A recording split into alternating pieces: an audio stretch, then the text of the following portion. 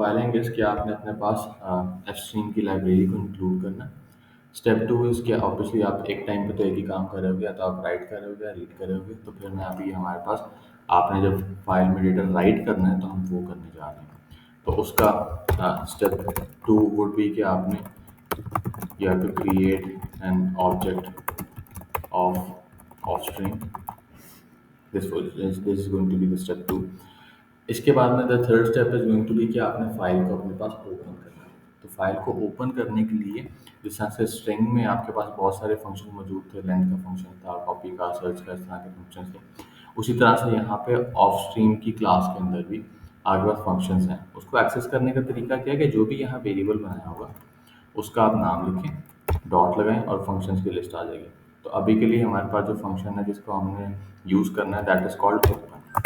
Open के अंदर आपके पास दो पैरामीटर्स होते हैं, लेकिन बाकी ऑप्शनल होते हैं। एक पैरामीटर जो सा मैंडेटरी होता है। यहाँ पे आपने देना है अपने फाइल का नाम। ठीक है, यहाँ पे आप कुछ भी जो भी आपकी फाइल है जिसको आप ओपन करना चाह रहे हो, डेटा राइट कराने के लिए आप उसका नाम यहाँ पे दोगे और सेमीकोलन लगा दोगे। इसके अलावा ऑप्शनल पैरामीटर है, हम उस पैरामीटर पे बाद में आते हैं। अभी फाइल ओपन हो चुकी है तो this is the step three, call open function to open file. अभी आपके पास तीन स्टेप्स हो चुके हैं जिसमें आपने अपने पास फाइल को ओपन कर लिया, ऑब्जेक्ट भी बना लिया। अब आपके पास एक्चुअल काम आ गया कि आपने डेटा को राइट करवाना है फाइल के अंदर। आप सारे लोगों को स्क्रीन विजिबल है ना? कोई एक बंदा हैंड रेज कर दें या फिर जो सा माइक खोल के मुझे बता दें ताकि कंटिन्यू। अच्छा, अब अगला काम क्या है कि अब डेटा हमने राइट कराना है। अब डेटा राइट कैसे होगा? डेटा राइट एग्जैक्टली वैसे होता है जिस तरह से आपके पास कंसोल के ऊपर होता है। मिसाल के तौर पे मैं यहाँ पे लिखूँ हेलो और फिर मैं यहाँ पे लगाऊँ स्लैश एन और आगे लिखूँ वर्ड, तो स्क्रीन पे क्या लिखा आएगा? पहली लाइन पे लिखा आएगा हेलो और इसकी वजह से नई लाइन आ जाएगी और आगे लिखा आ जाएगा वर्ड। उसके आगे मैं ये लिख दूँ 45, तो 45 आ जाएगा। फिर मैं ये कर लूँ, कोई एक वेरिएबल है उसके अंदर मैं ये स्टोर करा दूँ, कुछ भी वैल्यू स्टोर करा दूँ। ठीक है, तो ये मैंने कर दिया। अब मैं जब अपने पास इस कोड को चलाता हूँ तो हम स्क्रीन पे देखते हैं कंसोल के ऊपर ये क्या लिखा है। वी ऑलरेडी नो कि आना क्या है, लेकिन जस्ट फॉर रिफ्रेशर के हम एक दफ़ा देख लें कि आ क्या है हमारे पास।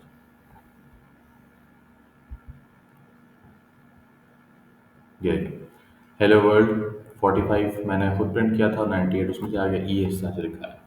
ठीक है, अब आपको पता है कि आप इसकी फॉर्मेटिंग बेहतर करना चाहते हो कि 45 98 एक साथ क्यों आ रहा है। चलो हम कहते हैं कि हम इसमें स्पेस दे देते हैं या जो भी करना है। ठीक है, बाद में कहते हैं कि जी एंड लाइन लगा देते हैं, या हमारी अपनी मर्जी है कि हमने स्क्रीन पर किस तरह डेटा प्रिंट करना है। खैर हमें स्क्रीन पे कंसोल के ऊपर डेटा प्रिंट करना अच्छे तरीके से आता है। मैं चीज़ आपको दिखा क्यों रहा हूँ, ये इसलिए दिखा रहा हूँ क्योंकि जो फाइलिंग है उसके अंदर डेटा राइट कराने के लिए आपको कुछ नया नहीं करना पड़ता।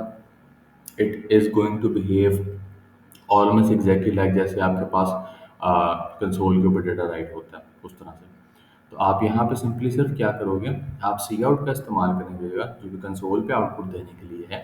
आप अपने इस वेरिएबल का नाम इस्तेमाल करोगे जो वेरिएबल आपने यहाँ पे बनाया है। याद रखिए कि यही नाम इस्तेमाल होना चाहिए।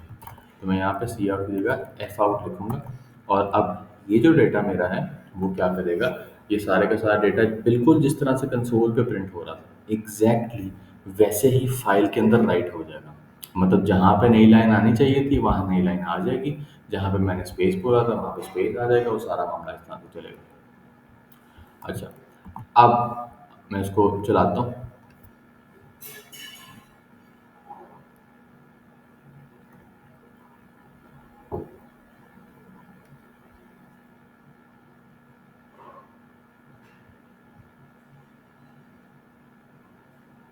हाँ जी, चला। यहाँ पे कंसोल पे तो कोई आउटपुट नहीं है क्योंकि मैंने कोई आउटपुट मांगा भी नहीं है।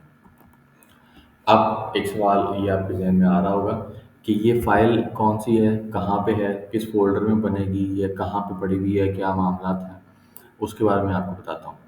जो ओपन का फंक्शन है इसके बारे में एक प्रॉपर्टी है जो कि आपको याद रखनी है कि ये क्या करेगा, ये इस फाइल को सर्च करेगा। सर्च कहाँ पे करेगा? ये सर्च वहाँ पे करेगा जहाँ पे आपने अपना विजुअल स्टूडियो में प्रोजेक्ट बनाया होगा। यहाँ पे जाते हैं, ये मेरा प्रोजेक्ट है, इसमें होगा कहीं पे open folder and file explore. ये देखें यहाँ पे my file dot T x T, ये इसमें पड़ा हुआ। तो इसका डिफ़ॉल्ट बिहेवियर क्या है? इसका डिफ़ॉल्ट बिहेवियर ये है कि इसने इस नाम की file my file dot T x T, याद रखें कि इसमें आगे एक्सटेंशन भी लगाना ज़रूरी है। My file dot T x T ये कहाँ पे ढूंढेगा? उस फोल्डर में जहाँ पे आपका प्रोजेक्ट पड़ा, ये वाला फोल्डर है, इसके अंदर ढूंढेगा। हाँ, अब दो चीज़ें होंगी, या तो उसको इस नाम की फ़ाइल मिल जाएगी या तो इस नाम की फ़ाइल नहीं मिलेगी। अगर इस नाम की फ़ाइल उसको नहीं मिलती तो वो क्या करेगा? वो एक नई फ़ाइल क्रिएट कर देगा जो कि एम्प्टी होगी, क्योंकि उसकी सेंस बनती है कि डेटा तो अभी राइट करने जा रहे हैं ना, तो चलो पहले फ़ाइल नहीं भी एग्जिस्ट करती तो हम नई फ़ाइल क्रिएट कर देते हैं, उसके अंदर डेटा हम राइट कर देंगे।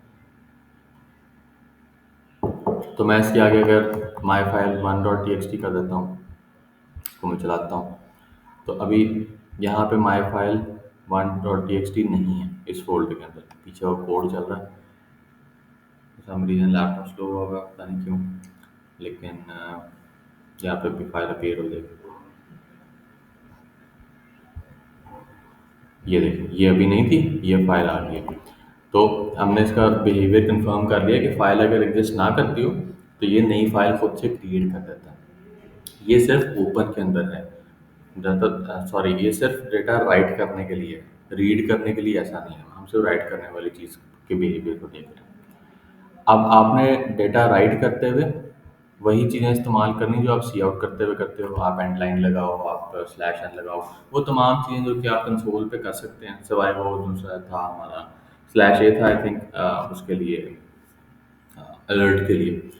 तो उसके अलावा बाकी तमाम चीज़ें जो कि आपके पास राइटिंग की हैं, वो सारा का सारा बिहेवियर वैसा ही है जिस तरह का बिहेवियर आपके पास इसके अंदर है कंसोल के ऊपर। तो वंस यूर डन, ये हमारा स्टेप 4 है कि right the data into the file, जो भी जितना भी डेटा आपने करना है। वंस यूर डन, तो आपके पास जो स्टेप 5 होगा, दैट वुड बी कि आपने अपनी जो फाइल है उसको क्लोज भी करना है। तो आपने एफ आउट में क्लोज का एक फंक्शन है जिसके कोई पैरामीटर्स नहीं है और आपने उसको कॉल करना है। तो पहले आपने ओपन किया था स्टेप 3 में, स्टेप 4 में डेटा सारा राइट कर दिया, स्टेप 5 में आपने उस फाइल को क्लोज कर दिया। तो ये 6 स्टेप्स के अंदर आप फाइल, किसी भी फाइल के अंदर डेटा राइट कर सकते हैं। अच्छा, मूविंग ऑन। अब इसके अंदर एक इशू है। वो इशू क्या है? वो इशू ये है कि मैंने एक बिहेवियर आपको बताया ओपन के फंक्शन का आउटपुट करते हुए, राइट करते हुए, दैट इज़ व्हाट, कि जब आप अपने पास फाइल को ओपन उसको बताओगे ये फाइल का नाम है, तो वो जो सा आपके फाइल का नाम सर्च करेगा उस फोल्डर में, जिस फोल्डर में आपने जिस फोल्डर में प्रोजेक्ट बना हुआ नहीं होगी तो बना देगा।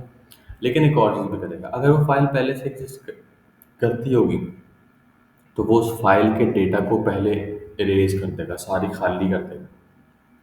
ये देखें, मेरे पास माई फाइल पड़ी हुई है,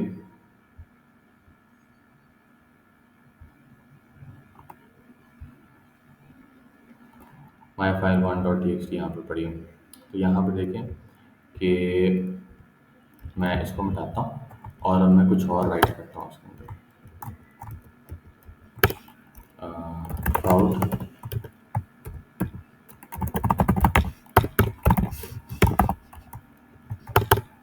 ये मैंने लिख दिया। तो पिछली दफ़ा हमने ये लिखा था और ये फाइल फाइल के अंदर डेटा परमानेंटली पड़ा रहेगा, क्योंकि ये फाइल है ना, तो हमारा तो प्राइमरी पर्पज़ ही ये था कि हमें डेटा को परमानेंटली स्टोर करना है अपने पास, तो ये तो डेटा उधर ही पड़ा रहेगा।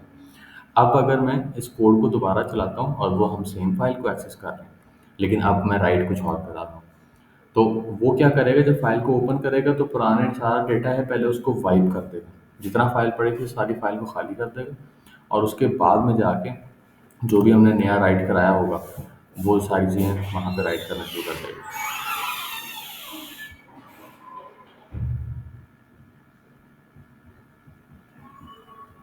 हो गया ये देखिए यहाँ पे डेटा अपडेट हो गया, तो पुराना डेटा उसने मिटा दिया। तो ये एक डिफ़ॉल्ट बिहेवियर है इसका कि जब आपने राइटिंग के लिए फ़ाइल को ओपन करना है तो वो पहला तो मैंने बता दिया कि फ़ाइल नहीं मिली तो नहीं बना लेगा। लेकिन फाइल मिल गई तो वो क्या करेगा कि फाइल को ओपन करके उसका सारा पुराना डेटा उड़ा देगा। अब ये इतनी कोई हेल्पफुल चीज़ नहीं है। अगर ज़ाहिर बात है हम एक चीज़ चाहते हैं कि यार मिसाल के तौर पे कोई एक प्रोग्राम है, कोई एक गेम है, उसमें जितने लोगों ने गेम खेली हर किसी का नाम हमने जब जब भी गेम खेलने आया हमने उसका नाम स्टोर करना। तो जब जब फाइल ओपन होगी तो नए बंदे का नाम स्टोर करने लगेंगे तो पुराने बंदे का जो है नाम गायब हो जाएगा। तो ऐसे केस के लिए जो ओपन का फंक्शन है उसके अंदर एक और आप पैरामीटर दे सकते हो, जो कि पहले डिफ़ॉल्ट वैल्यू पे था, सेट था। उसके अंदर आप क्या करते हो कि आप ऐसे लिखते हो, ये इसका मोड बताता है कि किस मोड में फ़ाइल को ओपन करना है। आप लिखोगे iOS, ठीक है, और यहाँ पे स्कोप रेज़ोल्यूशन ऑपरेटर लगाएंगे, ये 2 कॉलम्स, इसको स्कोप रेज़ोल्यूशन ऑपरेटर कहते हैं। और उसके आगे आपने मोड लिखना है। APP मोड है अपेंड मोड। अपेंड मोड क्या कहता है कि जहाँ तक डेटा होगा ना, यहाँ तक डेटा है, तो वो कर्सर को रख देगा यहाँ पे, और इससे आगे जो डेटा है ना उसको आगे राइट करना शुरू कर देगा। मतलब मैंने आगे जो भी लिखने को बोला होगा वो इस लाइन से, इस कर्सर से आगे जो सा डेटा राइट होना शुरू होगा। तो डिफ़ॉल्ट मोड हमारे पास इसका होता है आउटपुट मोड, आउट मोड, जब आप ऑफ स्ट्रीम के ऑब्जेक्ट के थ्रू फाइल को ओपन करते हो तो ये आउट मोड के अंदर जाएगा आपके पास। तो आप क्या करोगे, आप इसकी जगह अपेंड मोड के ऊपर कर दोगे, तो आप वो डिफ़ॉल्ट पैरामीटर को ओवरराइड कर दोगे। अब अगर मैं कोड को चलाता हूँ तो अब वो फाइल ढूंढेगा और मिलेगी उसको, क्योंकि पड़ी हुई फाइल, और वो डेटा पुराने वाले को डिलीट नहीं करेगा, नया डाटा जो सा राइट करने की कोशिश करेगा। तो लेट्स सी अभी नया डाटा राइट करके वो क्या करता है।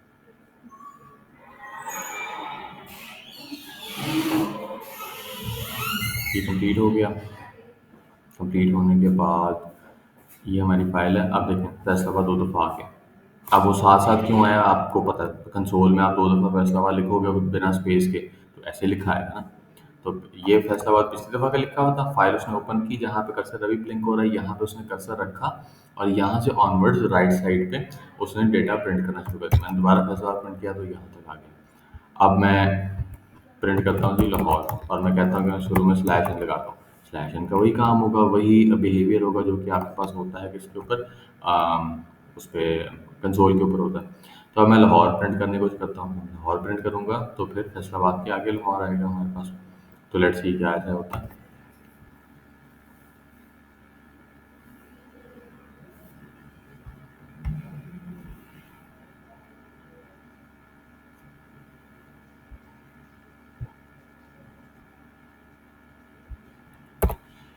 यहाँ पे आ गया। अच्छा जी, आ, मैं इसका अपेंड मोड दोबारा से ख़त्म करता हूँ। अपेंड मोड ख़त्म किया तो अब वो दोबारा अपने डिफ़ॉल्ट बिहेवियर पे चला जाएगा, और वो डिफ़ॉल्ट बिहेवियर में क्या करेगा, आपका डेटा जो पहले का पड़ा हुआ है उसको रेज करना शुरू कर देगा।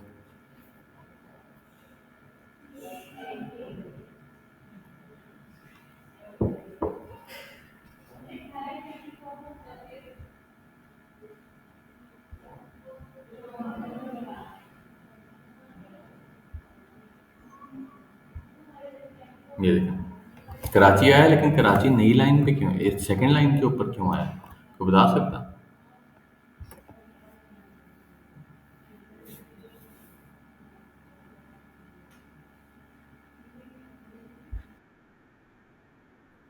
हाँ जी, स्लैश एन लगाया ना शुरू में। तो आप कंसोल पे भी पहले स्लैश एन लगाओगे कुछ भी प्रिंट करने से पहले, तो वो नई लाइन के ऊपर लेके जाएगा। ये भी वही लेके गया। तो जहाँ तक बात है डेटा प्रिंट करने की ना, उसके अंदर कंसोल में और फाइलिंग के अंदर राइट करते हुए भी डेटा और रीड करते हुए भी डेटा, दोनों में जो बिहेवियर है ना वो सेम है, उसमें डिफरेंस नहीं है आपके पास। तो उस केस के अंदर, उस मामले के अंदर जो सा आपके लिए काफ़ी आसानी है ये इस तरह से इसमें बिहेव करना। अच्छा, अब आपने पेन भी देख लिया, ये भी देख लिया। आप एक एफ स्ट्रीम का भी ऑब्जेक्ट इस्तेमाल कर सकते हो। ठीक है, एफ स्ट्रीम के अंदर F stream stand for file stream, O stream stood for output file stream. तो इसके अंदर आपको स्पेसिफाई करना होगा खुद से कि जी ये मैं किस मोड के लिए खोल रहा हूँ। आउटपुट के लिए खोल रहा हूँ, किसके लिए खोल रहा हूँ, क्योंकि अब तो एफ स्ट्रीम है ना, तो किसी के लिए भी हो सकता है, इनपुट के लिए भी हो सकता है, आउटपुट के लिए भी हो सकता है। तो इस केस के अंदर आपको ऐसे इस्तेमाल करना है इसको 12। तो अपेंड मोड का आपके पास जो काम है, बेसिक फंक्शनैलिटी है, वो ये आपके पास। फिर आपके पास एक और चीज़ है, वो ये है कि अगर व्हाट इफ आप किसी कस्टम अपनी मर्जी के फोल्डर में फाइल को स्टोर करना चाहते हो। ये तो है कि बाय डिफॉल्ट खुद ही यहाँ पे देख रहा है, लेकिन मैं कहता हूँ कि यार ये मेरे पास मेरी लोकल डिस्क डी के अंदर जो सा ना पड़ा हुआ है, क्लास डेमो नाम का फोल्डर, तो मैं इसके अंदर करना चाहता हूँ। तो क्या करना होगा मुझे कि मैं यहाँ पर जाकर जो मेरा ये फाइल का नाम है, उसके पीछे ये पाथ लगा दूँगा। ठीक है, वहीं से मैंने कॉपी किया, पाथ यहाँ पे लिख दिया। अब सिर्फ एक चीज़ है, ये चूंकि स्ट्रिंग है हमारे पास, स्ट्रिंग के अंदर जो बैक स्लैश होता है ये एस्केप सीक्वेंस होता है, तो यहाँ मुझे इसको हर स्लैश को डबल स्लैश करना होगा, ताकि वो जो है इसको एज एन एस्केप सीक्वेंस नहीं है, स्लैश को लिटरली ऐसे ही एज अ स्लैश ही ट्रीट करे। अब हमारे पास जो से ये वाली फाइल है, ये डी ड्राइव के अंदर क्लास डेमो नाम का फोल्डर है, उसके अंदर जो से फाइल को क्रिएट करेगा। तो पहले यहाँ पर माई फाइल नाम की फाइल पड़ी हुई है।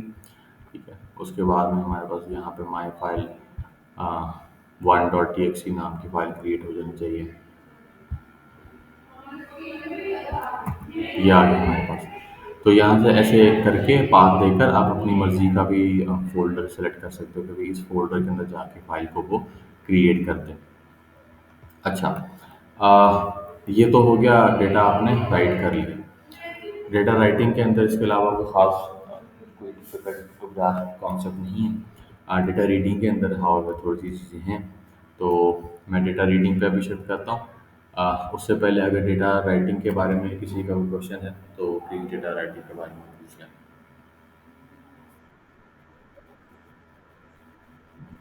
एक फाइल के लिए नहीं कर सकते, वो आपको अलग अलग फाइल्स खोलनी पड़ेंगी। एक फाइल एक ही बात पे एट अ टाइम एग्जिस्ट कर सकती है, दो जगह पे नहीं एग्जिस्ट कर सकती। हाँ, वो इफेल्स वगैरह लगा के कर लो जो भी है, लेकिन खुलेगी फाइल एक ही बात पे।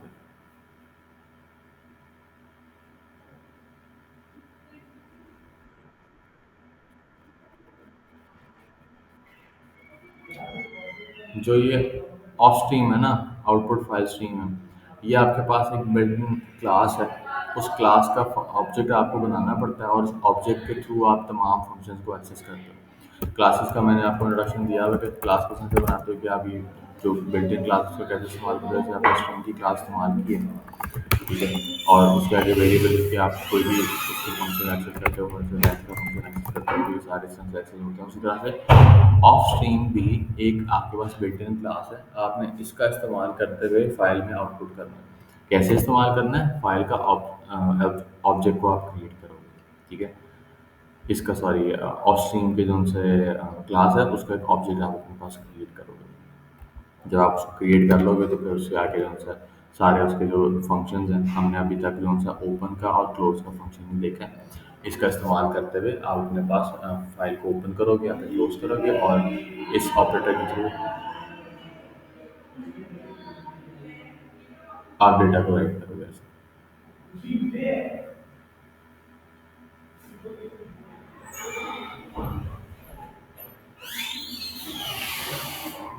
तो मेरा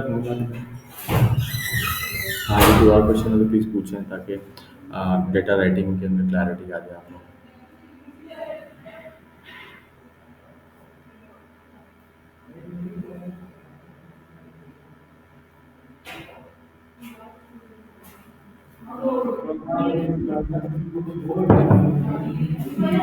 क्लास डेमो।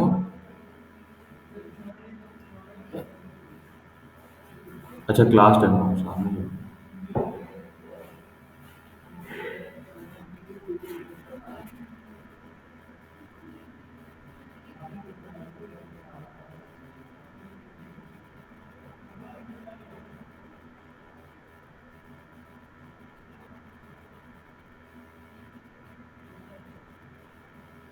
आपकी डेस्कटॉप एप्लीकेशन है ना, तो उसके अंदर अगर आपने आपके उसको चलाना है ना किसी और कंप्यूटर के ऊपर, तो आपको जो है वो फाइल की कॉपी करनी पड़ेगी साथ।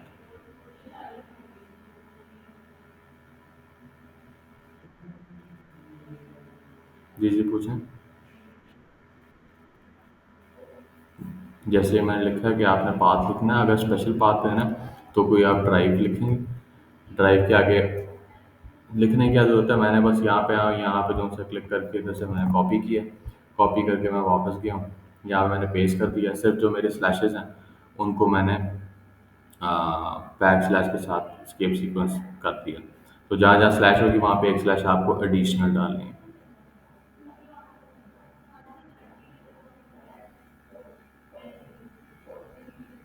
तो आप कोई प्रोजेक्ट बनाते हो सी प्लस प्लस में, तो किसी और लैपटॉप पर चलाने के लिए आपको जो सा वो टेक्स्ट फाइल भी साथ ही देनी पड़ेगी, चूँकि ये डेस्कटॉप एप्लीकेशन है, किसी सर्वर पे होस्टेड नहीं है। तो वो चीज़ें जो उसको चाहिए वो साथ साथ आपको प्रोवाइड करनी पड़ेंगी।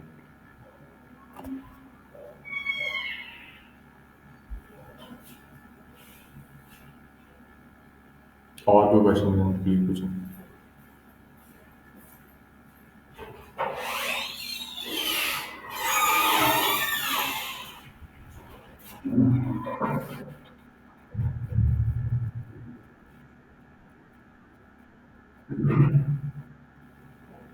मुझे प्रोजेक्ट आप लोगों का याद नहीं है कि क्या था प्रोजेक्ट।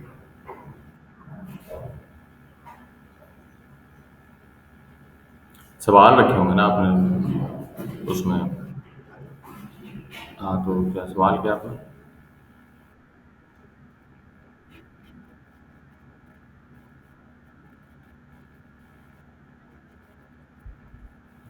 नहीं नहीं, फाइल में नहीं शो करा, ये तो मैं फाइल बस आपको दिखा रहा था। फाइल का मकसद सिर्फ और सिर्फ ये है कि जिस टाइम पे आपके पास प्रोग्राम चले, आपके प्रोजेक्ट के केस के अंदर सवाल उसमें पड़े हों, यूज़र जो सेलेक्ट करे कि मैं फ़लाँ चीज़ में करना है, इस चीज़ में करना है, तो वो वहाँ से उस फाइल से उसके रिस्पेक्टिव सवाल निकाल कर उसके जवाब सवाल भी लोड करे, उसके जवाब भी लोड करे, और फिर यूज़र से सवाल पूछ कर उससे जवाब ले। ये सारी चीज़ें यूज़र का इंटरेक्शन होगा वो सारा कंसोल पे होगा। यूज़र को पता नहीं लगेगा कि पीछे फाइल पड़ी भी है कि नहीं पड़ी है और फाइल में क्या पड़ा है। यूज़र का काम सिर्फ आपके उनसे इंटरफेस से है, और आपके केस में इंटरफेस कंसोल है। तो जो फाइल है वो डेटा स्टोरेज के लिए इस्तेमाल हो रही है आपके पास।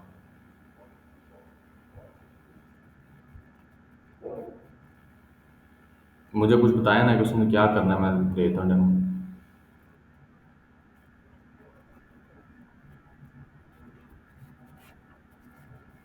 राइट तो मैंने करना दिखा दिया, अभी हम फाइल रीडिंग पे गए ही नहीं। फाइल रीडिंग पे जब जाएंगे तो फिर जो से मैं आपको दिखा दूँगा कि ये चीज़ आपके पास यहाँ पड़ी है। फाइल के अंदर यहाँ से हम रीड करके कंसोल पे दिखा रहे हैं।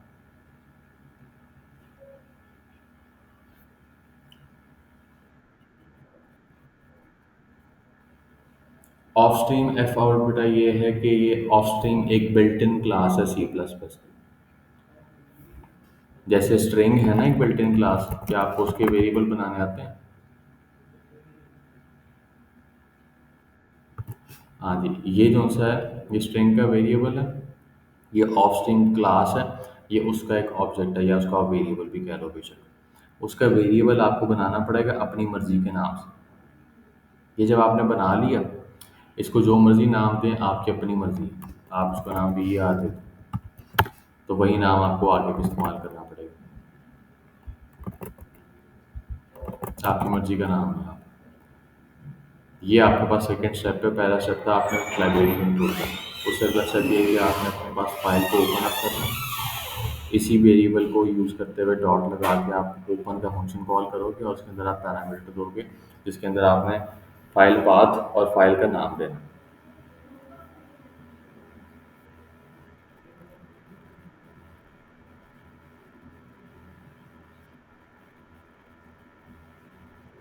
नहीं नहीं नहीं नहीं नहीं।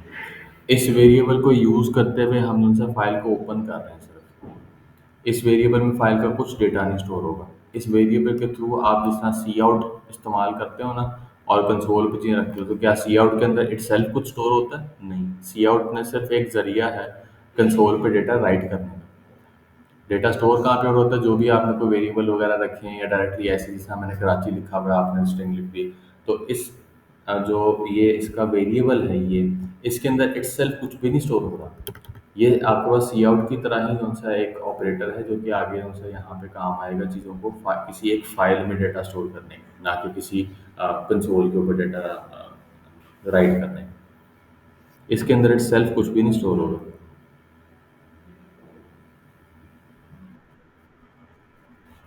हाँ, ये फाइल एक्सेस करने के लिए एक आपका जरिया है, एक मीडियम है।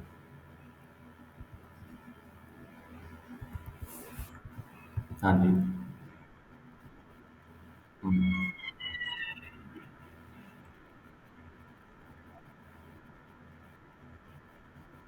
हम्म, हम्म।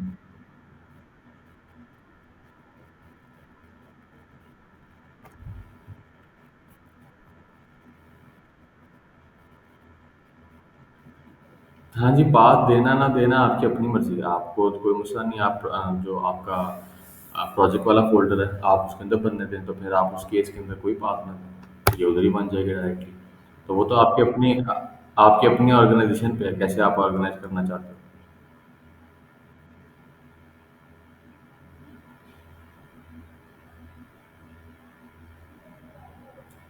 अच्छा, जो आपका है ना प्रोजेक्ट, उसके अंदर यहाँ तो ये रिक्वायरमेंट तो कहीं नहीं ना कि यूजर से नए सवाल पूछ के कहीं स्टोर करवाना। बोनस बोनस टास्क में डायनामिक क्वेश्चन एडिशन में ऐड ऑप्शन। हाँ ठीक है। जो बोनस टास्क से हटके है वो सारा क्या है कि आपके पास ये कितनी फाइल्स हैं, एक दो तीन चार पांच फाइल हैं आईक्यू, कंप्यूटर हिस्ट्री, स्पोर्ट्स और साइंस की। आपको इन पांचों फाइल को खुद से क्रिएट करना होगा। ठीक है, उसका सी प्लस प्लस से कुछ लेना देना नहीं है। आप जाओगे यहाँ पे नई फाइल क्रिएट करोगे जी, अ, इधर जाकर टेक्स्ट और I Q dot T x T, उसको खोल के यहाँ पे आप अपने क्वेश्चन लिखोगे। अब देखो, यहाँ पे क्वेश्चंस किस फॉर्मेट में रखने हैं, किस तरह से उनसे उनको रखना है, वो सारी गेम है कि आपने ये इसका फैसला किसने करना है, इसका फैसला आपने करना है, और उसी के मुताबिक आपने कोड भी लिखना है। तो अब हम फाइल रीडिंग पे आते हैं ना, तो फाइल रीडिंग के अंदर जो है आपको बहुत सारी चीज़ें क्लियर हो जाएंगी। फाइल रीडिंग के अंदर जो स्टेप टू होगा, वो आप ऑफ स्ट्रीम की जगह एच स्ट्रीम करोगे। इनपुट फाइल स्ट्रीम, नाम जो मर्जी रखें। यहाँ पे आप अगेन ओपन का फंक्शन कॉल करेंगे। इसके अंदर अपेंड मोड वाला सीन कोई भी नहीं होता। ये जब फाइल को ओपन करता है, किसी भी फाइल को ओपन करेगा, तो ये डेटा लिखा पड़ा है यहाँ पे। ठीक है, तो वो क्या करेगा, कर्सर को प्लेस कर देगा कहाँ पे, फाइल के सबसे स्टार्ट में, मतलब ये एस से पीछे का कर्सर यहाँ पे प्लेस कर देगा और डेटा सारा लिखा पड़ा है। ओपन का फंक्शन, अनलाइक आउटपुट स्ट्रीम के लिए, ओपन का फंक्शन क्या करेगा कि अगर आपके पास ये स्ट्रिंग एग्जिस्ट नहीं कर, सॉरी ये फाइल एग्जिस्ट नहीं करती मेमोरी के अंदर, जहाँ पे भी आपने बोला है, मैंने तो कोई पाथ स्पेसिफाई नहीं किया। अगर पाथ स्पेसिफाई नहीं किया तो ये कहाँ ढूंढेगा, मेरे प्रोजेक्ट वाले फोल्डर के अंदर ढूंढेगा। अगर इसको ये फाइल नाम की फाइल ना मिली, my file one dot T X नाम की फाइल उसको ना मिली, तो ये फाइल को नया नहीं क्रिएट करेगा, नई फाइल क्रिएट नहीं करेगा। तो अब हम यहाँ पे जाते हैं। अब मैं कहता हूँ कि जी मैं माई फाइल ये मैंने ये डिलीट कर दी। ठीक है, अब मैं इस फाइल को ओपन करने लगा, और यहाँ पे एरर भी दे रहा है क्योंकि मैं आउटपुट करने की कोशिश कर रहा हूँ, तो आउटपुट तो करना ही नहीं है। हम तो डेटा अब रीड करने जा रहे हैं, फाइल राइट नहीं, अब रीड का काम। ठीक है, तो अब मैं यहाँ पे चलाता हूँ अपने कोड को। अब ये मैं फाइल में डिलीट कर चुका हूँ। अब फाइल उस फोल्डर के अंदर नहीं पड़ी, मैं मेरे प्रोजेक्ट वाले फोल्डर में माई file one dot T x T नाम की कोई फाइल एग्जिस्ट नहीं करती इस टाइम पे। तो खैर ये मेरा कोड चलेगा और बंद हो जाएगा, तो कोई एरर नहीं मुझे प्रोड्यूस करके देगा वो, लेकिन एक्चुअल में फाइल ओपन नहीं होगी। तो अब रीडिंग के केस में आपको एक चीज़ कंफर्म करनी है, वो क्या कंफर्म करनी है कि क्या फाइल ओपन भी हुई है कि नहीं हुई। ओपन कब होगी, जब उसको उस नाम की फाइल मिलेगी, और कब नहीं होगी, जब उस फाइल की नाम ही नहीं, उस नाम की फाइल ही नहीं एग्जिस्ट करती होगी। तो उसको कंफर्म करने के लिए इसके अंदर हमारे पास अगला स्टेप होगा, जिसको आप स्टेप थ्री ये बोल लो, कुछ भी बोल लो। ठीक है, check if the file has reopen और नॉट। तो यहाँ पे आप क्या करोगे,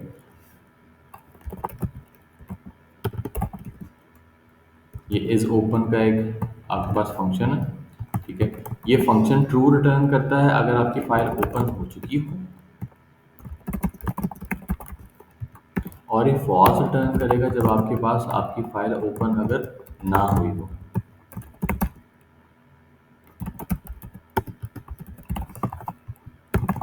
ठीक है। तो अब मैं कंफर्म करूंगा इसके थ्रू, इस ओपन के फंक्शन के थ्रू इसने ट्रू रिटर्न करना है। अगर फाइल मिली मिली तो ओपन कर ही लेगा वो, ठीक है। अदरवाइज उनसे इसने फॉल्स रिटर्न करना है। हाउएवर ये बात याद रखें कि हमेशा ऐसा नहीं होगा कि फाइल उसे मिल जाए तो वो उसको ओपन कर भी सके। कभी कभार ये आपके पर्सनल लैपटॉप्स पे ये मसला अमूमन नहीं आता, लेकिन विंडोज़ में कहीं पे हर जगह पे हर फोल्डर में राइटिंग की परमिशन नहीं होती चीज़ों के अंदर, तो वो जो सा अलाउ नहीं करेगा, रीडिंग की परमिशन नहीं होगी इस तरह से। तो किसी और वजह से भी ऐसा हो सकता है कि फ़ाइल सक्सेसफुली ओपन ना हो। लेकिन हमारे केस में अभी यही है कि जो सा फाइल दूसरे नहीं मिलेगी तो वो बता देगा।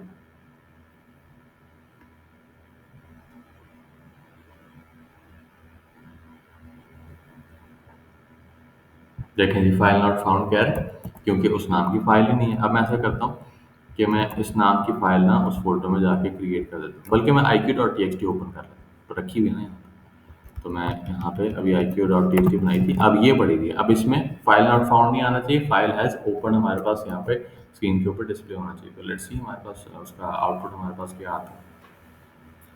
इस ओपन का फंक्शन आपको चेक करके बताएगा कि ओपन हुई कि नहीं हुई। अब फाइल एज ओपन।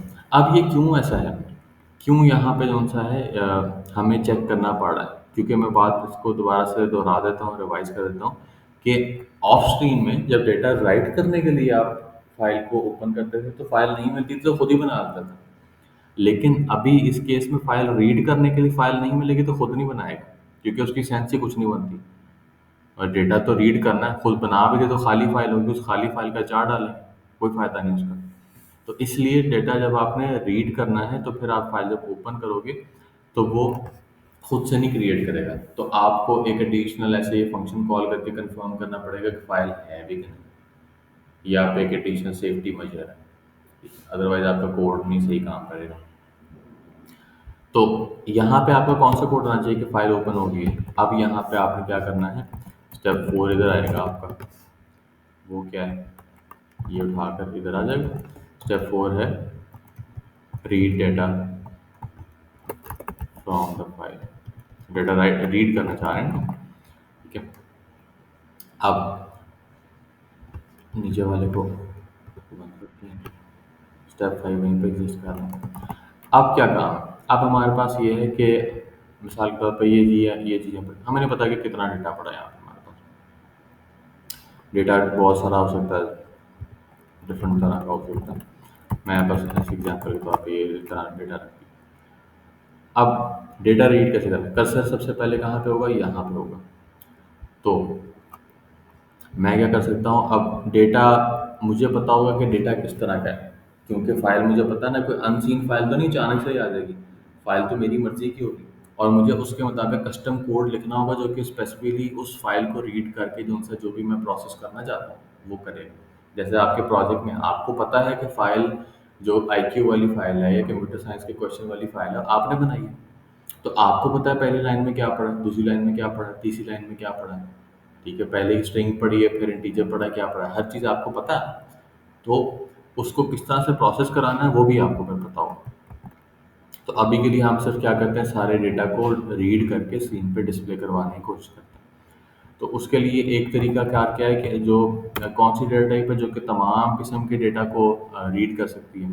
वो आपके पास स्ट्रिंग है, नंबर्स आ जाए, स्पेशल कैरेक्टर्स आ जाए, कुछ भी आ जाए, तो वो आपके पास डेटा रीड कर सकेगी।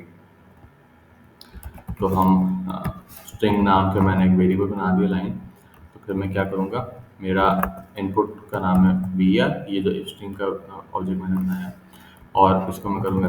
तो बिल्कुल सीन में भी ऐसे करते हैं ना, अगर मैं सीन लाइन लिखता तो उसका मतलब क्या था कि कंसोल से उठाकर लाइन वाले स्ट्रिंग के अंदर स्टोर करा, तो वही वाला काम है यहाँ पे करना चाहता हूँ। सी आउट लगाता हूँ साथ, और आप लोगों की इजाज़त से मैं इसका नाम दोबारा चेंज करना चाह रहा हूँ, क्योंकि वेरिएबल थोड़ा सा कंफ्यूजिंग नाम है। एफ इन ज़्यादा ईजियर टू रीड है, फाइल इनपुट।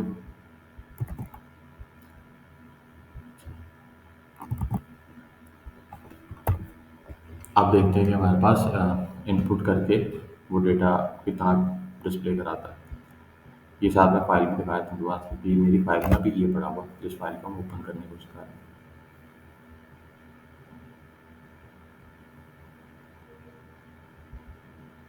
देखें जी, उसने एफ तक डेटा रीड कर लिया। तो स्ट्रिंग कब तक करता है, जो हमने एक लेक्चर किया था कि कंसोल आपका कैसे काम करता है, उसके अंदर हमने ये चीज़ पढ़ी थी कि कंसोल आपके पास डेटा आपको रीड कब तक होगा, जब तक आपको स्लैश एन नहीं मिल जाता। तो स्लैश एन उसे मिली, अगली लाइन में बाकी डेटा था वो उसने उठा के उसमें नहीं रखा। कंसोल में भी इस तरह से होता है। तो ये से पहली लाइन रीड करेगा। अब या तो मैं इसको बार बार रिपीट करूँ कि जी ये मैं दूसरी लाइन के लिए फिर ये लिखूँ फिर ये लिखूँ, लेकिन ये अच्छी चीज़ नहीं है। क्यों? क्योंकि मुझे तो नहीं पता कि फाइल में कम ज़्यादा डेटा भी हो सकता है, कितनी दफ़ा मैं लिखूँगा। डेटा बढ़ गया तो फिर मैं उसको बार बार रिपीट करता रहूँगा।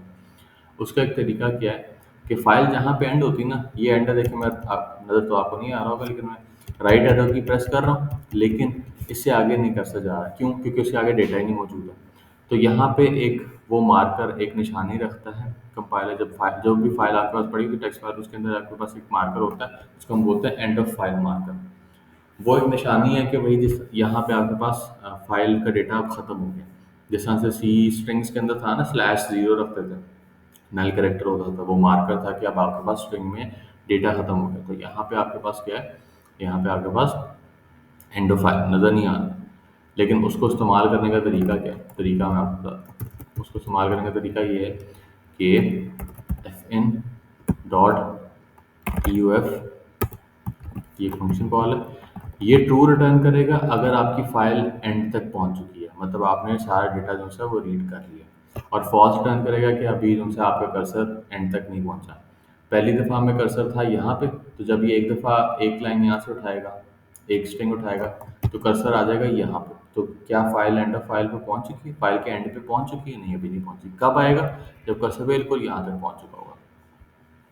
तो ये एंड ऑफ फाइल का फंक्शन का बिहेवियर ये है। एंड ऑफ फाइल का फंक्शन है सिर्फ और सिर्फ कब ट्रू रिटर्न करना है, जिस टाइम पे आपका कर्सर आपकी फाइल के बिल्कुल आखिर में पहुंच चुका होगा। कर्सर कौन है? कर्सर वो है जो कि डेटा रीड कर रहा है कि कहाँ से करना है, यहाँ से करना है, फिर ये यहाँ तक कर लिया, फिर यहाँ तक आगे सारा। क्या एंड ऑफ फाइल की जो फंक्शनैलिटी है वो समझ में आई है? मैं इसका इस्तेमाल अभी नहीं बताया, इस्तेमाल मैं अभी बताऊंगा कि इसका इस्तेमाल हम कैसे करके हम पूरी फाइल का डेटा रीड कर सकते हैं। लेकिन अगर इसके अंदर कोई क्वेश्चन है तो वो प्लीज़ क्वेश्चन पूछें कि एंड ऑफ फाइल का बिहेवियर किस तरह से हो।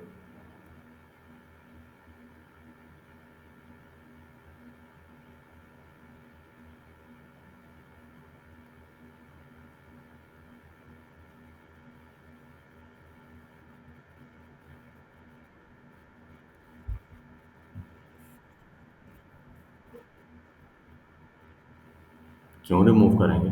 किसको रिमूव करें? एंड ऑफ फाइल को?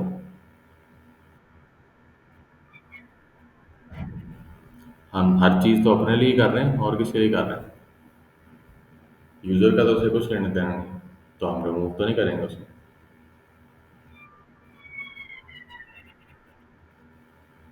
एंड पे जा रहा है, लेकिन देखिए मेरी जो बात है वो ये है कि अभी इसमें है 5 लाइन ऑफ कोड।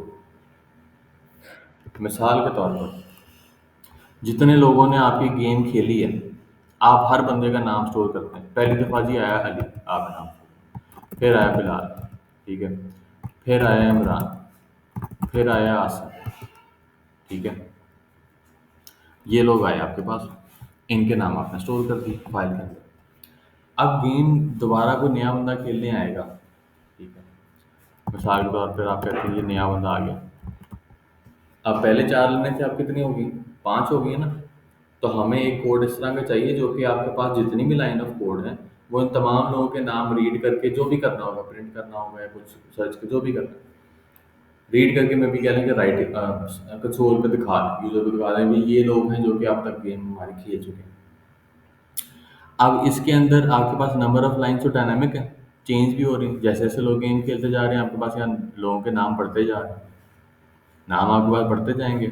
तो फिर आप किस तरह से क्या लिखोगे कि उनसे सारे के सारे नाम रीड हो जाए एट अ टाइम? एक दफ़ा जब ये इनपुट लगाओगे, उसमें तो सिर्फ अली रीड कर रहे हैं, बिलाल कैसे रीड करूँ? या मैं कहता हूँ कि 4 दफ़ा मैं रीड कर रहा हूँ, तो जब पांचवा प्लेयर आएगा तो क्या कोड में चेंज करूँगा कि मैं पांचवी दफ़ा दोबारा से इनपुट लगाऊँ? नहीं, मुझे कोई लूप लगानी पड़ेगी जो कि इसमें से डेटा रीड करेगा।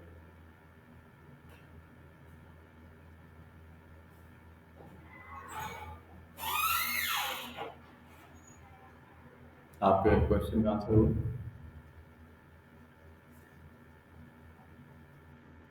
जी जी पूछें।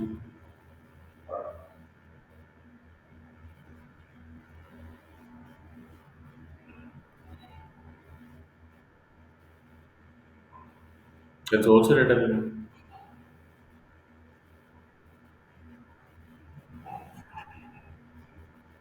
हम्म। हम्म। हम्म। हम्म। ऐसे ही। हम्म। हम्म।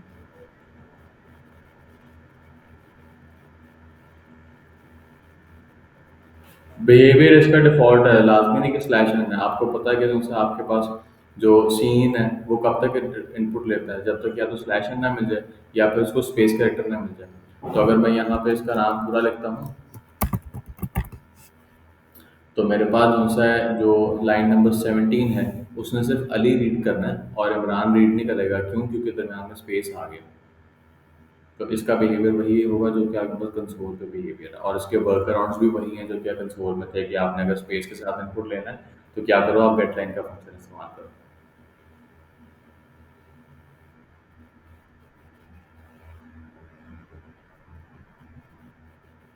हम्म। अगर सिर्फ पहली लाइन ही आपने इनपुट करनी तो फिर तो कोई लूप लगाने की जरूरत नहीं है, आप बस इनपुट लें, प्रिंट कर दें, काम खत्म हो गया।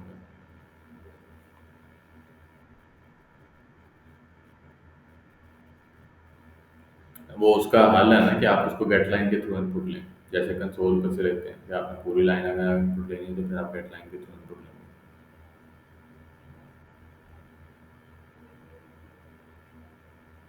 जी। More questions.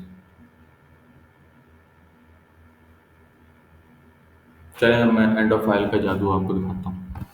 End of file आपके पास ट्रू रिटर्न नहीं करेगा जब तक आप फाइल के एंड पे नहीं पहुंच जाते, तो आप इसको एक लूप के अंदर इस्तेमाल कर सकते हो। वाइल जब तक फॉल्स है, डेटा रीड करते रहो। ठीक है।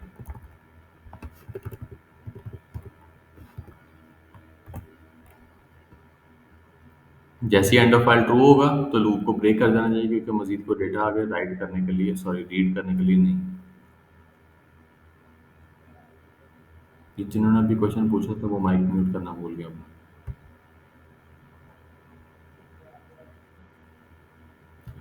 अच्छा जी, अली, बिलाल, इमरान, आसिम। आसिम आसिम दो दफ़ा आ गया, शहबाज एक दफ़ा नहीं आया आपके पास। उसको देख लेते हैं। दूसरी चीज़ ये कि देखें वो स्पेसेस वगैरह कुछ भी नहीं लेकर आ रहा, तो हम इसके अंदर ये कर सकते हैं कि अपने पास गेट लाइन लगा लेते हैं, पूरी पूरी लाइन एक साथ उठाते हैं, ना कि हम ये करें। तो इसका नाम भी हम लोग ऐसा ऐसा करते हैं कि स्ट्रिंग कर लें ताकि कंफ्यूजन ना हो। स्ट्रिंग आ गया जी।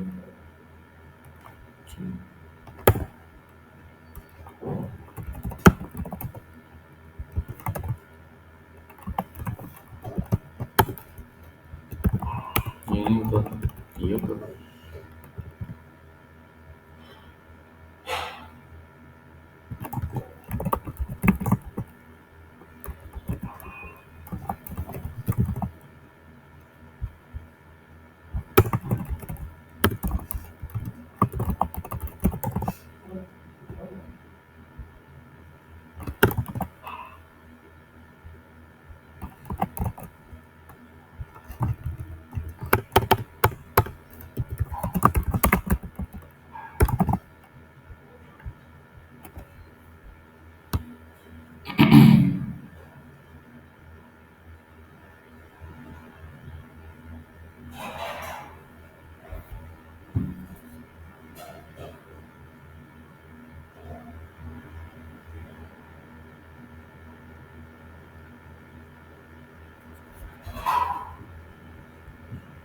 देखिए डेटा आ गया हमारे पास, और अब फॉर्मेटिंग भी वही है जो कि हमारी है। वो फॉर्मेटिंग मैंने कैसे की, एंडल मैंने क्यों लगाया, क्योंकि उसने जो है डेटा यहाँ तक रीड करना था, एक लाइन उठानी है।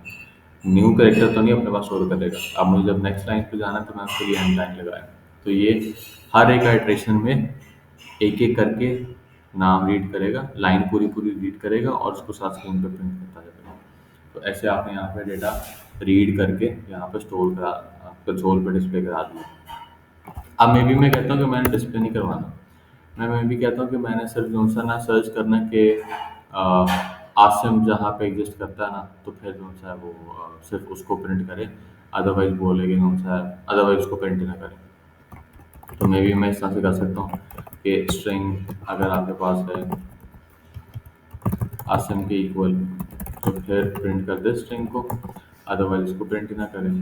तो लेट्स सी, अब हम we are trying to search for a string आपकी फाइल के अंदर बेसिकली। अब ये जो स्ट्रिंग का सोर्स है जो मैंने आसिम लिखा है, ये आप कंसोल से ले लें, यूजर से ले लें, जहाँ मर्जी से लें। मैं सिर्फ आपको एक डेमो दे रहा हूँ कि आप किस तरह से सर्च कर सकते हो for a string with in your file.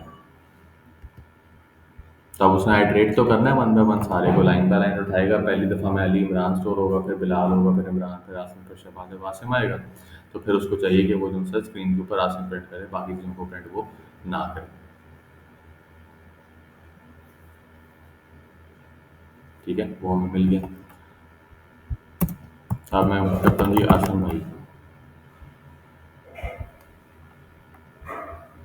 अभी क्या आपके ख्याल से स्क्रीन पे लिखा आएगा कुछ या नहीं आएगा?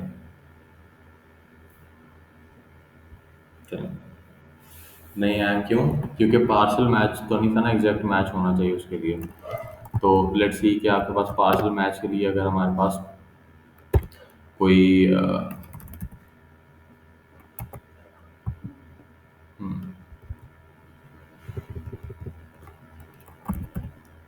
सब स्ट्रिंग का फंक्शन है, तो नहीं ये फाइंड का फंक्शन हो इसमें देखिए।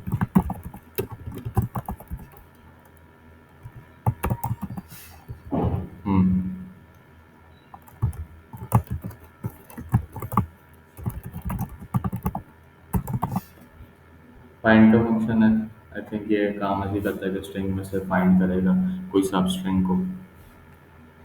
तो लेट्स सी, अब हमारे पास फाउंड आसम लिखा आना चाहिए।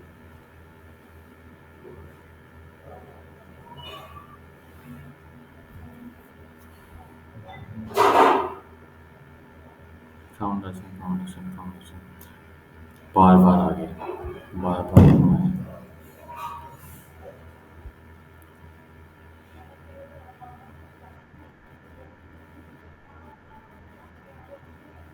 अच्छा।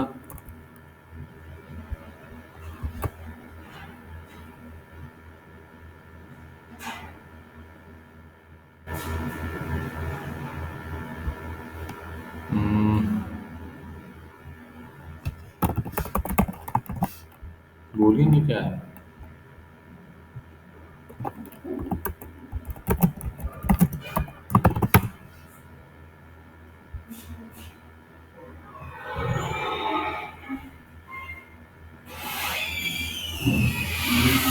Start so the first occurrence, अच्छा स्टार्टिंग एंड फर्स्ट अकरेंस, सही है।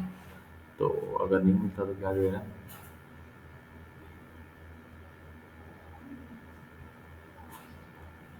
हाँ अगर हाँ एंड पीओस।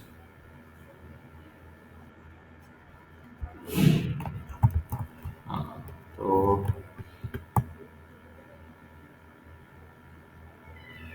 हम ऐसा कर लेते हैं, इज नॉट इक्वल टू, ये भी था, क्या था?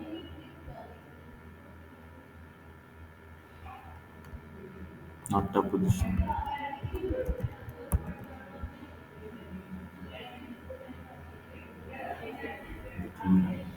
सॉरी।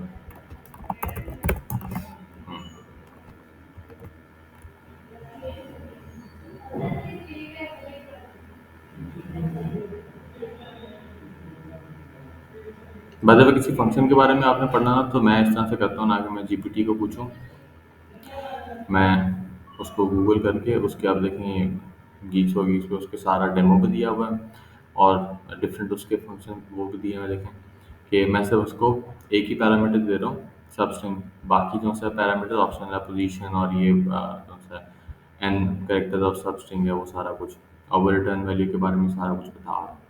तो that is up to you कि आप उसको किसी से बात करें, उसने भी ऐसे ही किया था तो हिसाब से। तो हमारे पास कंसोल आ गया। हाँ जी, फाउंड आसम एक ही दिखा रहा है मेरे पास। ठीक है चलें, ये काम हमारे पास चल पड़ा। तो अभी basically what we have done is कि जो सा कोई एक फाइल हमने ली है और उसके अंदर we try to search for a string. उसके अंदर पूरी लाइन भी हमने मैच करके देख ली है, पार्शियल मैच भी करके देख लिया।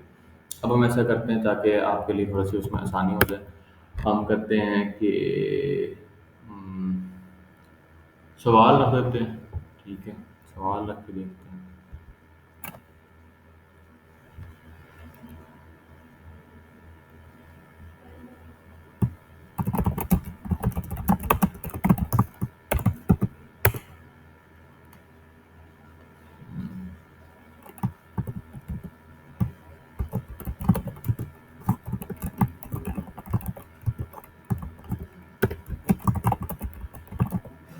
मिसाल के तौर पर ऐसे आपने सवाल रखा हुआ है, ठीक है, और हम एक सवाल के हम दो सवाल कर लें। ठीक है जी, सवाल आपने ऐसे रखे हैं। हम करते हैं what month is it right now. क्या है जी, जनवरी, नवंबर, दिसंबर, नवंबर, इस पर ठीक है जी, मैंने ये रख दिया। अब हम कहते हैं कि हमने इसमें से सवाल रीड करना है। सवाल रीड करके हमने ऑप्शन यूज़र को डिस्प्ले करवाने हैं, और ऑप्शन डिस्प्ले करवाने के बाद हमने यूज़र से पूछना है कि भैया आपका अ, कौन सा जो है ना, आपने जवाब सही दिया कि नहीं। तो है इसके सही जवाब भी हमारे पास अपने पास हमें स्टोर करने पड़ेंगे कि आपके पास इसका जो एक्चुअल करेक्ट आंसर है उसको हमने स्टोर करना होगा। तो इस केस के लिए हम जो सा करेक्ट आंसर किस तरह स्टोर कर सकते हैं, हम करेक्ट आंसर स्टोर कर सकते हैं। हम्म,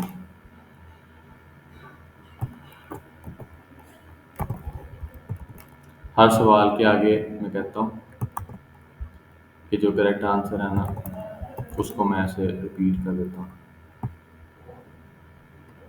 इसको वैसे ही आपको मैं दिखाने के लिए मैं ऊपर ले लेता हूँ। ऑप्शन बी दिसंबर, ऑप्शन सी है नवंबर, तो इसका सही जवाब क्या है, दिसंबर। देखें, ये फाइल मैं बना रहा हूँ ना, मैं मिसाल पर पीएफ का प्रोजेक्ट कर रहा हूँ। तो इस फाइल का मालिक मैं हूँ, मैंने डिसाइड करना है कि इसकी फॉर्मेटिंग कैसे होनी है, कितने जवाब कहाँ पे किस लाइन के अंदर आना है, ये मेरी मर्जी के मुताबिक होगा। तो this is going to be up to you कि तुमसे आप इसको किस तरह से डिसाइड करना है कि मैं सवाल के साथ, हो सकता है आप डिसाइड करो कि मैंने जो सा सवाल के आगे जवाब लिखने हैं, जिस तरह से कर सकते हो, वो आपकी अपनी मर्जी है। लेकिन it has to be consistent. ऐसा नहीं हो सकता कि जैसे आपने पहले चार सवाल इस तरह से रखे हैं, अगले पांच सवाल किसी और तरीके से रखे हैं, तो फिर आपका कोड फेल कर जाएगा। इसके स्ट्रक्चर के मुताबिक आपको अपना कोड क्रिएट करना पड़ेगा। ठीक है, ये बात आपको याद रखने की जरूरत है कि इस स्ट्रक्चर के मुताबिक आपको अपना जो सा कोड है वो क्रिएट करके रखना पड़ेगा। अच्छा, यूजर से आप पूछेंगे ए बी सी, तो फिर हम ऐसा करते हैं ना कि क्या करें, जवाब इसमें स्टोर करें, जवाब मैसेज स्टोर कर लेते हैं कि जी थ्री है, इसका जवाब टू है, मतलब वन टू थ्री इसका थर्ड ऑप्शन है सही जवाब। इसका जो सा है जो सेकंड ऑप्शन है वो है सही जवाब। तो मैं भी हम सन स्टोर करने की कोशिश करता हूँ। अच्छा जी, चलिए। नेक्स्ट स्टेप हमने क्या करना है, हमने इसके मुताबिक सबसे पहले तो डेटा रीड करके डिस्प्ले कराने का कोड लिखना है। तो एंड ऑफ फाइल वाला तो सारा सीन वही रहेगा। तो अब हम क्या करेंगे, अब हम ऐसा करता हूँ मैं कि मैं बनाता हूँ डिफरेंट स्ट्रिंग्स। ठीक है जी, यहाँ बनाते हैं strings, string question, string question one, question two, question three, and int correct answer.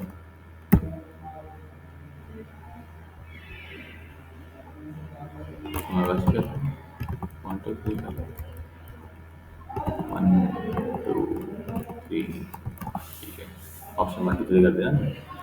तो अब क्या करना है, अब मुझे ये करना है कि मुझे सवालों को लोड करके वन बाय वन यूज़र को स्क्रीन पे डिस्प्ले करवाना है। तो अब मैं क्या करूँगा, यहाँ पे डेटा रीड करना है। अब मैं सोचता हूँ क्वेश्चन जो रीड करना है, क्वेश्चन के अंदर स्पेस है जी, बिल्कुल स्पेस है। तो क्या करूँगा, मैं करूँगा गेट लाइन का function get line F N और क्वेश्चन। ये वाली लाइन क्या करेगी, मेरा कौन सा है कर्सर कहाँ पे आएगा, सबसे पहले यहाँ पे होगा। ये वाली लाइन क्या करेगी, मेरा पूरा सवाल लोड करके कहाँ पे शो कर देगी, इस क्वेश्चन वाले वेरिएबल में शो कर देगी। आ गया क्वेश्चन आ गया। अब मुझे क्या ऑप्शन भी तो लोड कराना है, मंडे ट्यूसडे सैटरडे जो भी कुछ भी हो सकता है। तो मैं क्या करूँगा, सबके लिए गेट लाइन इस्तेमाल करना, तो मैं लगाता हूँ ये ऑप्शन वन में स्टोर कर दो, ये ऑप्शन टू में स्टोर कर दो, ये ऑप्शन थ्री में स्टोर कर दो। तीनों स्टोर हो गए मेरे पास। इसके बाद क्या है कि जी अब यूज़र को दिखाना भी है। ठीक है, मैं पहले बोलता हूँ जी C out hello welcome to our game section, फिर next up what we have here, क्या करना है। हाँ, यूज़र का डिस्प्ले कराते हैं ना कंसोल। अब वो जिस किसी ने सवाल पूछा था कि जी हमने क्या सारा कुछ फाइल में करना, नहीं, फाइल से डेटा रीड कर रहे हैं, दिखाना तो कंसोल पे ही है ना। क्वेश्चन,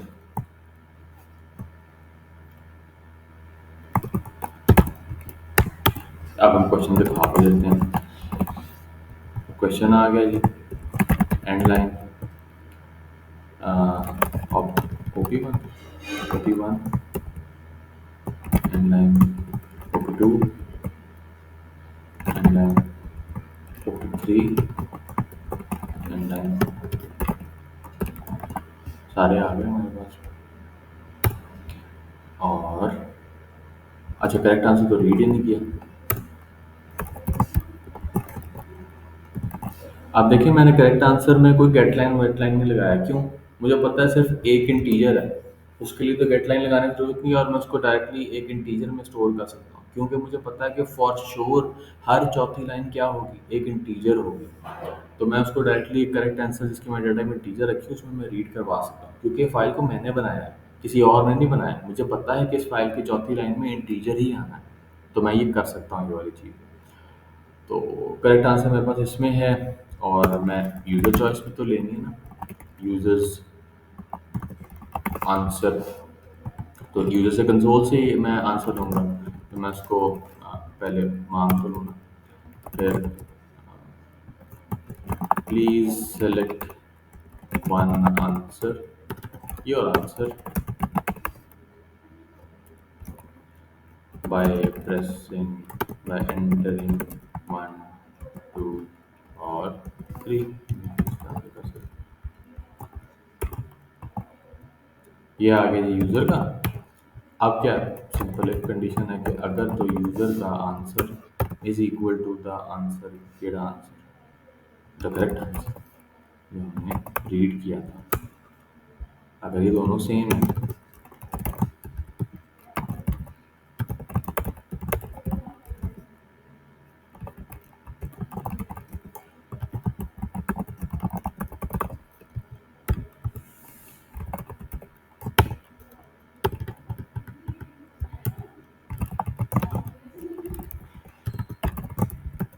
अदरवाइज हम बोलते हैं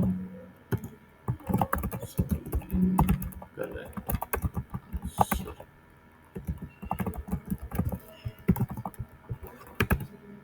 नई लाइन लगाते हैं, ये क्या करना है, अकॉर्डिंग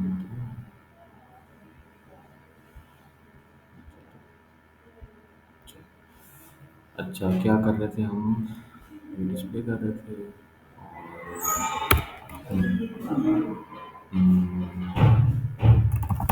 सिस्टम कॉल भी लगा सकते हैं यहाँ पे,